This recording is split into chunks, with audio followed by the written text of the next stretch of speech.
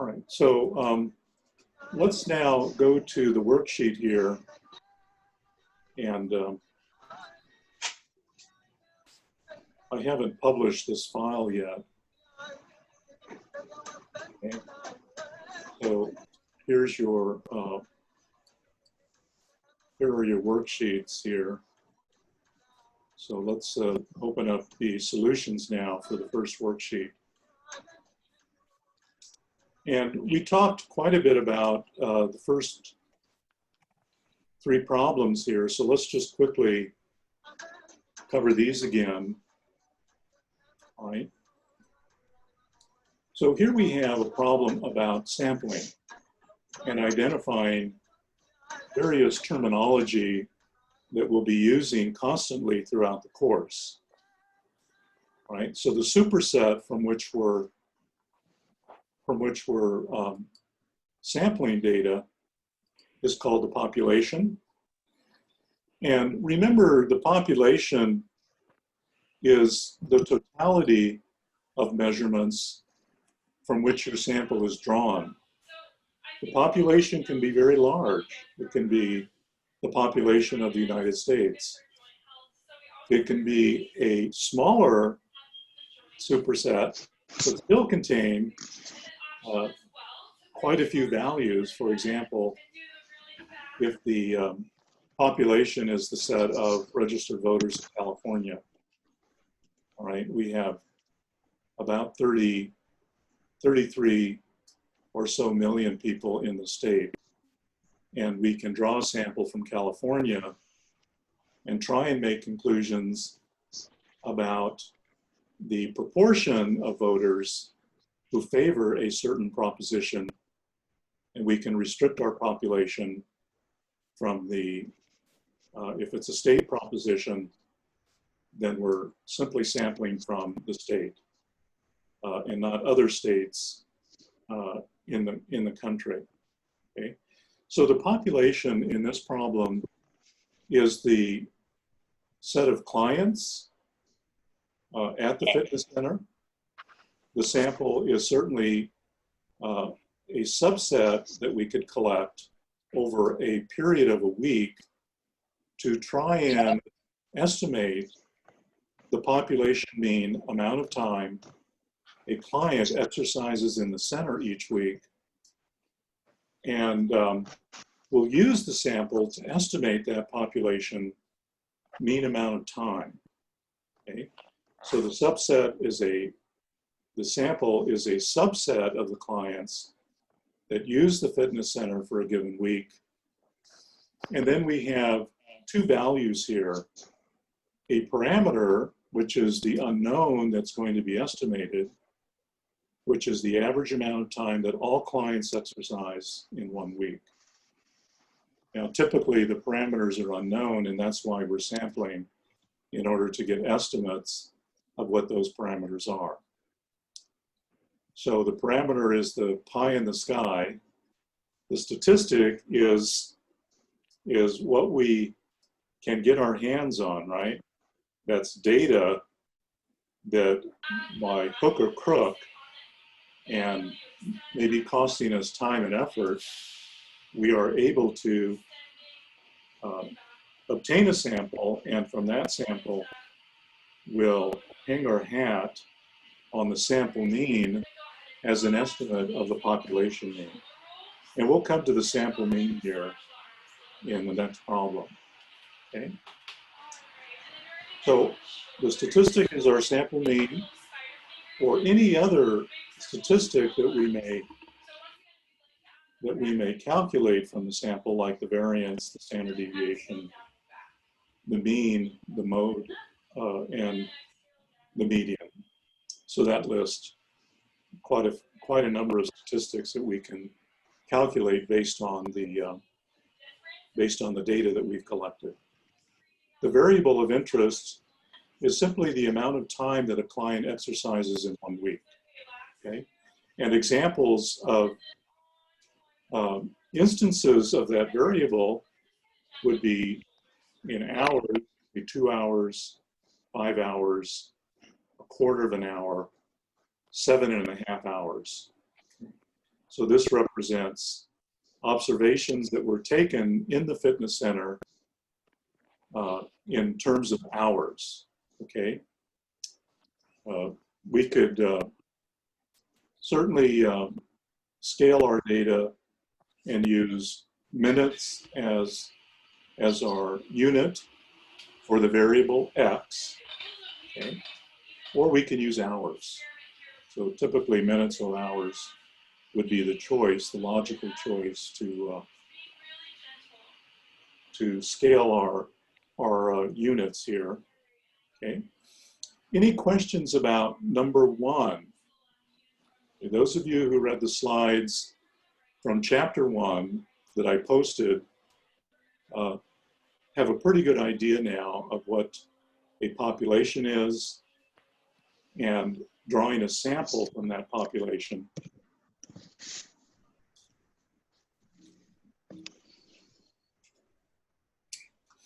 And the reason you've collected the data is because you want to use your statistic, say the sample mean, to estimate the population mean. And so this is how you would do it. All right, now, this is what has been done actually in number 2, right? So in number 2, the study that has been done by the pharmaceutical company is done in order to determine the effectiveness of their drug, of their treatment, okay? And the problem states that suppose that a new AIDS antibody drug is currently under study. And here is the study. The new drug is administered to patients, AIDS patients, once the symptoms have revealed themselves. Okay. And many of you have seen advertisements in the newspaper recruiting volunteers for a clinical study. Right? So patients have been identified out of the population of AIDS patients. And here is the data set, okay?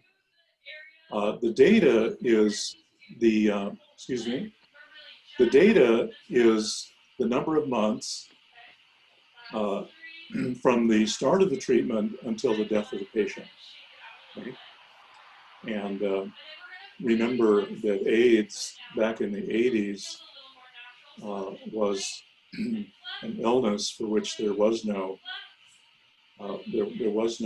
treatment to cure the illness. Okay, so these numbers here, these 15 numbers here, are taken from the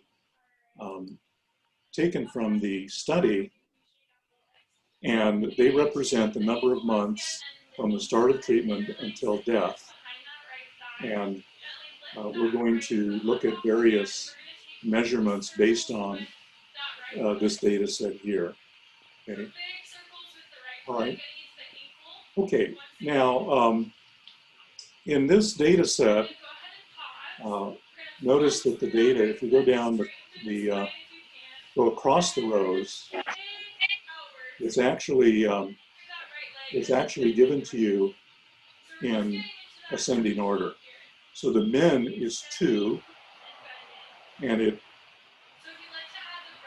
goes from the min here 2 up to the maximum of 44.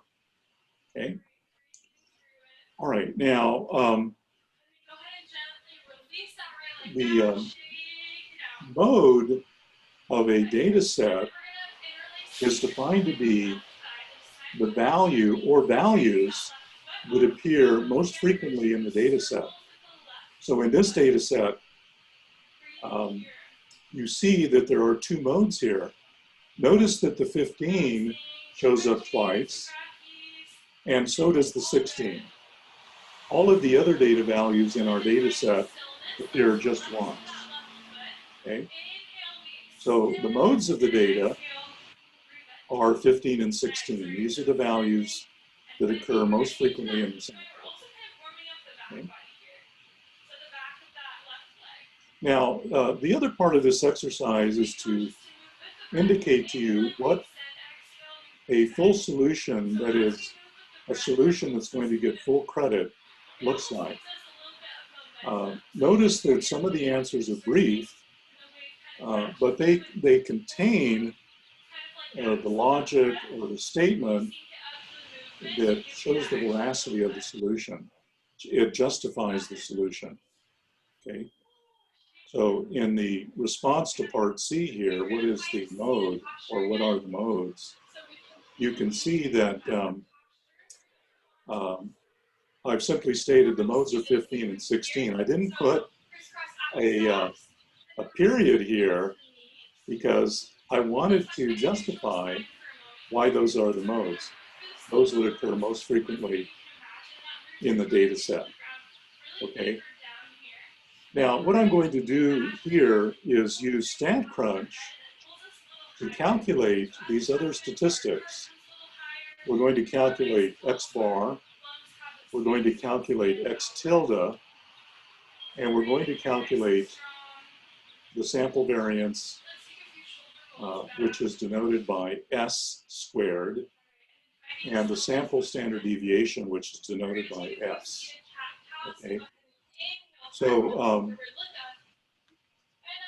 if you go to your MyMathLab page, and some of you, several of you have signed up for MyMathLab, okay? So there, let's see, let me start from scratch here. Let me go to our MyStatLab. And those of you who have purchased the package, you set up your MyStatistics, MyLab statistics, and you registered, you purchased your package, and you've created your login credentials. So let's go ahead and sign in. This is my front page showing my courses. Okay. And this is the course page that you'll see. And what I'm going to do is open StatCrunch here, right? I've already opened it up here, but let's just do it from this menu.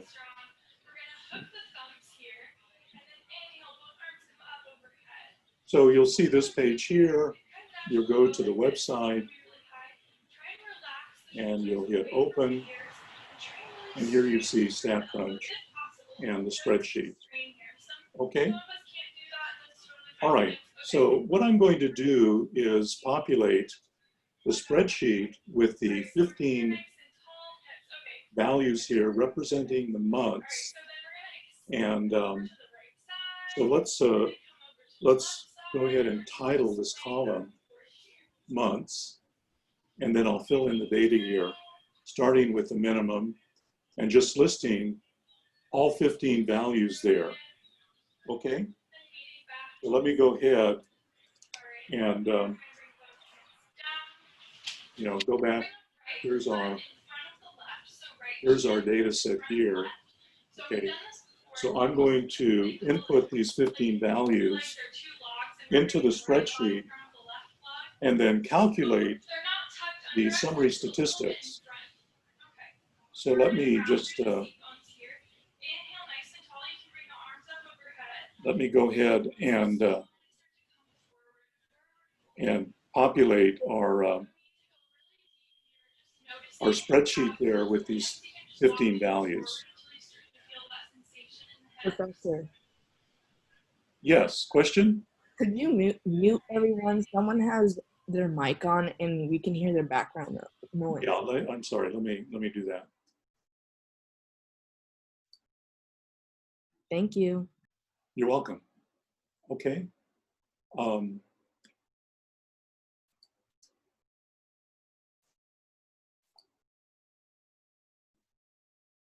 Okay, and then if I call on you, then you can unmute yourself and ask me a question, okay? All right. So let me go ahead and fill in our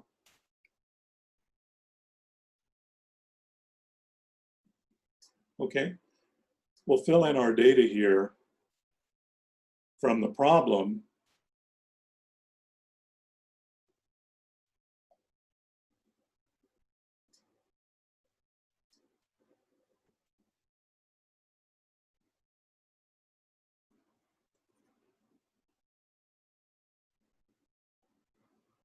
Okay.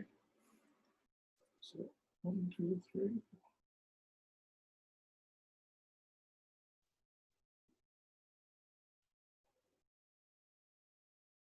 Okay, so let me go.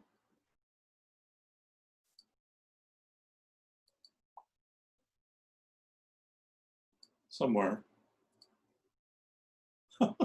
Okay, here it is. All right, so bear with me here while I fill in the spreadsheet with these 15 values here. And please take a look at this and make sure that these values are correct, okay? If we had the data in that document in a column, I could have simply copied and pasted the data right from the document into the spreadsheet here, but we don't have it set up that way. So, okay, so let's see. Let's see, I left out a 15, didn't I? Okay, so let's insert that. So 22, 24, 25, 28. So, you know, my presumption is that most of you have not opened StatCrunch yet. Some of you don't have the package yet.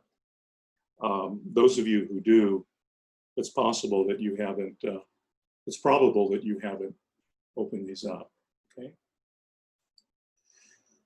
Okay, now I did insert the 15 here down the ways in the column here. Now let's rearrange these so that they are ascending. Okay, so you can look at this drop-down menu, and if you choose ascending, it'll give us min to max the way the data was listed in the data set in the problem. So you see 15 has been put in its rank order here, in its ascending order there. Is it necessary to do that? Not really. You know, we've got the 15 data points, and what I'm going to do now is calculate the summary statistics using the stat function here. Let's call it the super function, and then if you mouse over this stat option in your menu here, you'll see a choice here. Let's call it a subfunction or just a function, summary stats, okay? Now I have my data listed in a column, so I'm going to choose columns here. And now you see an action window pop up, and we're going to select our data in this column entitled months, okay? And then what I'm going to do is select the statistics here. I won't look at these options where and group by. Okay, we just want to look at the single column here. So I'll skip right into statistics here. And what I'm going to do is click on the statistics that I want to calculate in this box on the left called statistics. And I do that using either the control key or the command key. Okay, so if I hit my command key, I've selected the mean, the variance, the standard deviation, and one more. I'll calculate the median. Okay. Now let's go down further And it does show you that you can calculate the mode here. Let's see, we've already calculated the mode, but let's see what StatCrunch gives us. So I'll hit Command key and then I'll hit mode here. So now I've selected from the left box the summary statistics that I want to calculate here on the right, right? And so we'll go ahead and hit compute, and here's our result, okay? Our mean is 19.4 months. Our variance, and I'll show you how we calculate the variance here, all right, is 125.11429. Now, StatCrunch often gives you 6, 5, 6, or even more decimal places here. We can typically round these, so we'll round these, or we can just leave them as they're shown here, okay? Remember the mode, okay? StatCrunch doesn't tell us that 15 and 16 are the modes. It just tells us that there are multiple modes. We're going to have to inspect the data, count the frequency of each of the data points in the sample, and then we'll have to figure out what the modes are ourselves. StatCrunch won't do that for us, okay? Now, what I've done in your document is that I've copied and pasted, okay? So I would hit either Control A if you are on a Windows PC, or Command A if you're on a Mac. So let's go Command A here, and notice that all of the values in that box are highlighted, and then I can hit Command C and copy, and then I'll go back to my file and I can copy those summary statistics and paste them right into the document here. Okay, so here you see the results. And in the word processor, you can even modify this table here, right? So now it's been pasted as a table in your Word document or your Google Docs application, whatever word processor you use, and you can modify this table. Notice that I've deleted the last column of that table that we just saw in StatCrunch, right? So once I got it into the document, I could edit it, and I didn't have to do much editing. All I did was delete the last column of this box here, right? This table. Now, what about justification of your answer? Okay, well, if you're not going to use StatCrunch to do your calculations, some of you might use a formula, okay? Well, in the original problem, I did have a table, and you could calculate the difference between the sample mean X bar, which is 19.4, and you could look at the difference between each of these 15 values and 19.4. If you squared those differences, those 15 differences, and added them up and divided by 14, which is n minus 1, you would get what's known as the variance of the sample, and that variance is denoted by S squared, okay? And some of you have already done that. You've taken the difference with the sample mean and each of the 15 values, and you summed up those sum of the difference of the squares, you divided by n minus 1, which is 14, and you got this value here. Some of you also have calculators that will calculate the variance once you've input the data values, all right? Okay, and of course, our textbook, Triola, has these formulas listed in the inside of the covers. So if you go to your textbook, you will see these formulas for the variance, the sample variance, the median. The median of the data, remember, is defined as the midpoint of your data set when it's ranked in either descending or ascending order. Okay. And here, the 8th value in our data set is the midpoint, which would give us the value 16. Okay. So we get an equal number of values above 16 and an equal number of values greater than or equal to 16 there. Okay. So you see 16 is the median.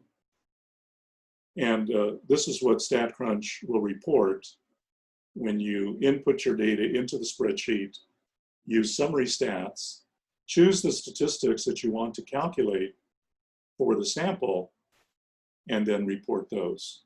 Okay, so if you don't use StatCrunch, you would have to show me a formula and show me how you calculated the result based on that formula. Okay. And so I need to see your work. Or what's most desirable is simply go into StatCrunch and do your work in there, and then copy and paste your results right from StatCrunch. Are there any questions about this example here? Okay. So some of you haven't done this calculation yet. And you'll be working on that today and tomorrow before you turn it in. And so with the slides that I've posted for you from the text, or if you have the text already, when I looked at my math statistics, as of this morning, 13 people from the class had purchased and acquired and loaded up their MyLab statistics. So quite a few of you have not done that yet. So with the slides that I've shown you in Canvas, you will be able to use your formulas if you don't have StatCrunch, and you'll be able to calculate all of these summary statistics. Okay. All right. Any questions about either of these two problems? Any questions? Okay. We did talk about the third problem here.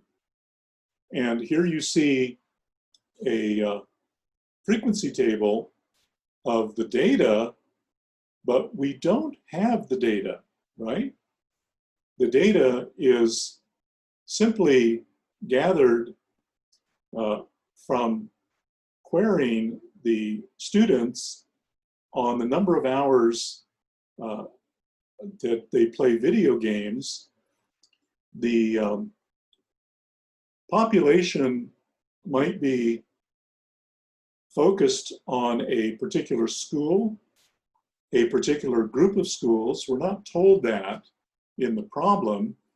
All we're told is that we have gathered a sample of 150 values representing the number of hours of video games played by school-aged children and young adults. Okay. So these 150 values, we're not given the 150 values in a table, in a file, or whatever. Okay, we're just told that 150 values have been selected. In problem 2, we were actually given the data, the 15 data values here, right? Okay, so we have the raw data in our hands. In this problem here, we don't have the raw data. All we have is a frequency table, which itself could be called a descriptive statistic.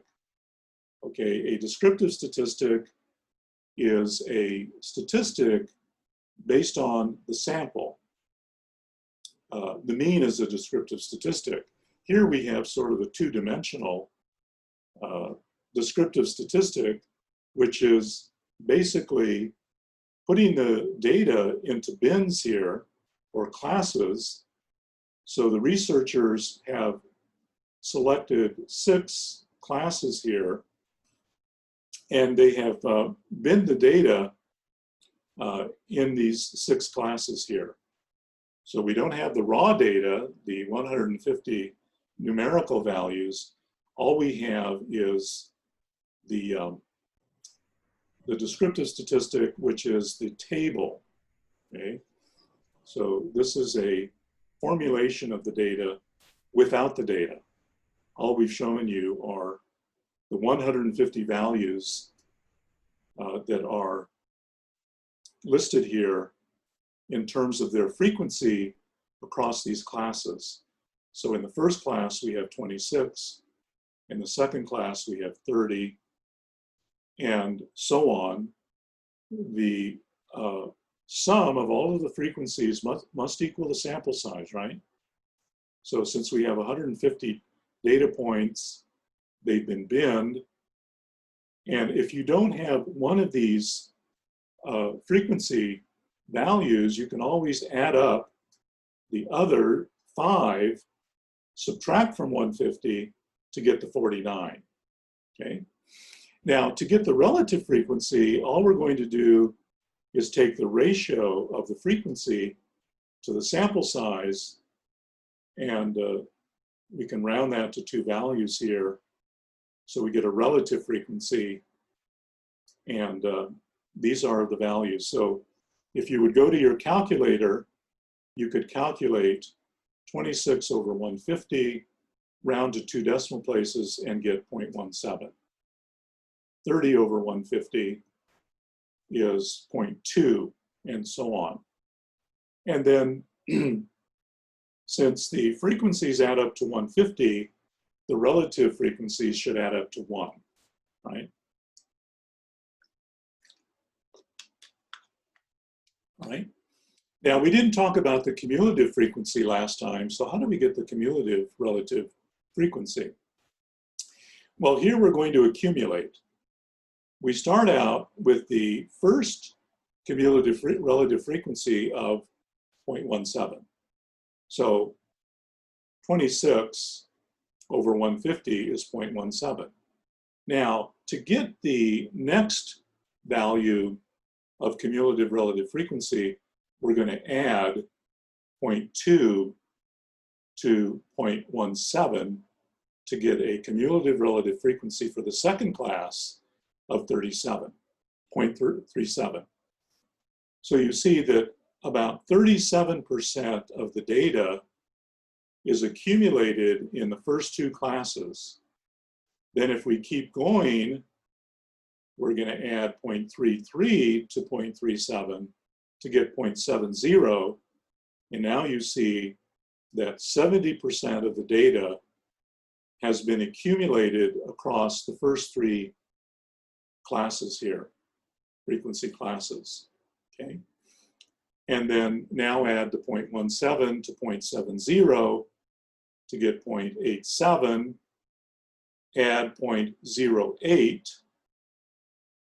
to 0.87 to get 0.95, and then in the last class here, we have 0.05 as a relative frequency, add that to 0.95 and we get 1, okay? So by the time we add up all these relative frequencies, our accumulation is 1. So you see how the cumulative relative frequency is calculated here based on your third column here of relative frequencies. Okay, any questions about number 3? So notice in number 2, you're not given any data.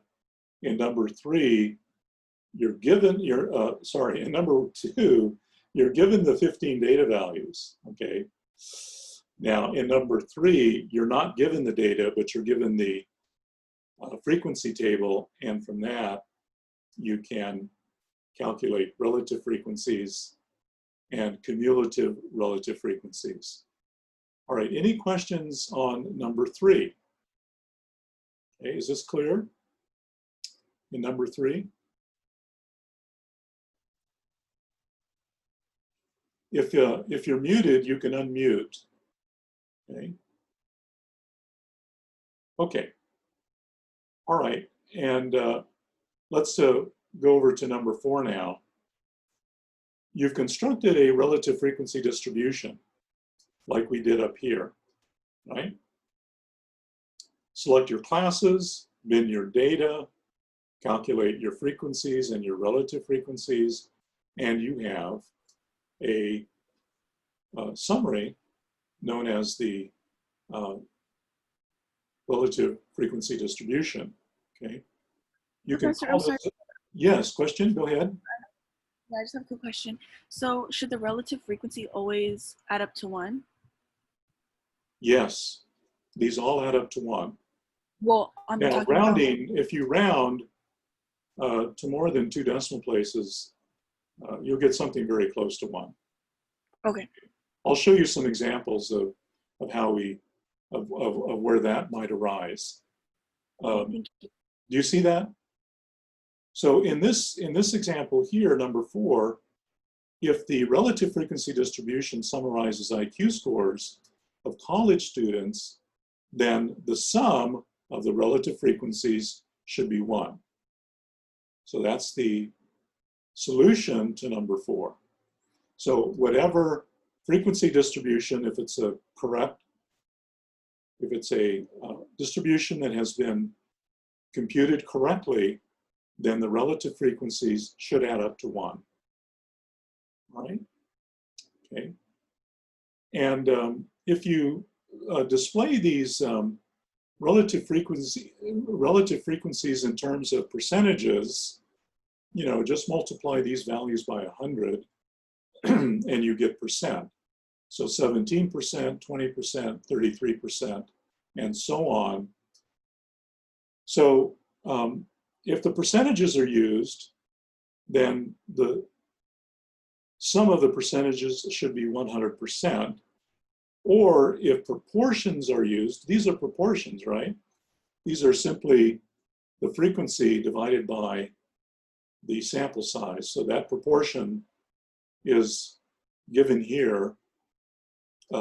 And certainly if you use proportions instead of percentages, your relative frequencies will add up to 1.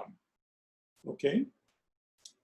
We could insert another column in this table and put percentages, but typically that's not used in a relative frequency distribution. Simply the relative frequencies are displayed, and then you can multiply these by 100 and quote these values in terms of percentage. Okay? Does that answer your question? Yes, okay. And then finally, this one says the population of ages at inauguration of all US presidents who had professions in the military is 62, 46, 68, 64, and 57. Okay, so we have a very small sample size. We can certainly take its sample mean and sample variance, but it doesn't really make sense for us to construct a histogram. A histogram would be a graph of the relative frequency versus frequency, okay? So we could have and I'll show you histograms, okay? And maybe I'll show that to you here in a second. But typically we'd like our data set to be much bigger than just 5 values here, because with just 5 values, we don't get a very good rendering of the distribution. Now, notice that, is this a population or is it a sample? Who can tell me whether this is a population or a sample? Anybody? I think it's a sample. Well, it's, you know, any president who had a prior career in the military. So it's really, you know, how many presidents? We have 47 presidents, right? I think. Does anybody know the exact number of presidents we've had? I think it's 47. He's 45. Huh? 45. Is it 45? Okay. I think Trump's the 45th. Okay, so I'm Googling right now. How many presidents have there been? Okay, Yeah, Google says 45. it says Google too. 44. So so Trump is number 45, right? Yeah. So really, this is the population of ages. Okay, so it's all 5 of the past 45 presidents who had careers in the military before they became president. So this would be considered a population, not a sample. Okay. In any case, 5 values here is really too small. Okay, so let's go back to StatCrunch, and let me hide this result here. And what I'd like to do is to show you the distribution of this data set from problem number 2 here in your worksheet. Okay, so what we're going to do is select from the graph superfunction in StatCrunch, we'll select histogram. Okay, and we get an action window here, and I'm going to calculate a histogram, which is nothing more than a plot of frequency versus the variable x. So remember, our variable is months, and I'll come down here to the type option, and I'll choose a relative frequency histogram. Okay, and I have some other options here, and I'll skip those. I'll mark the mean on my graph. Okay, remember the mean was 19.4. Let's even mark the median there. Okay, and then I have some bells and whistles here to, you know, some cosmetic changes I can make to my graph. What I would like to do though, so I'll stick with the basic 7-color scheme.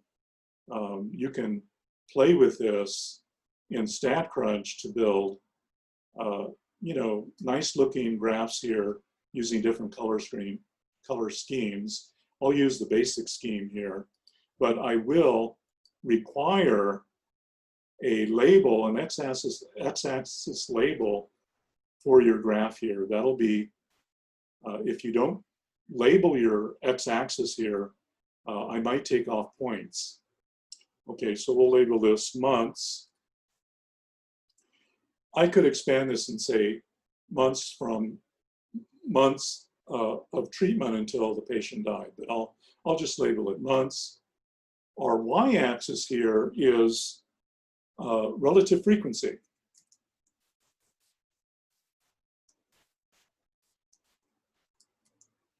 Okay, and then I can even title this as relative. This is an option. Relative frequency of months of survival. I don't want to be too expansive on the title there. And then if we wanted to, we can display our graph, our histogram with a grid here. So let's do that. Okay, so here's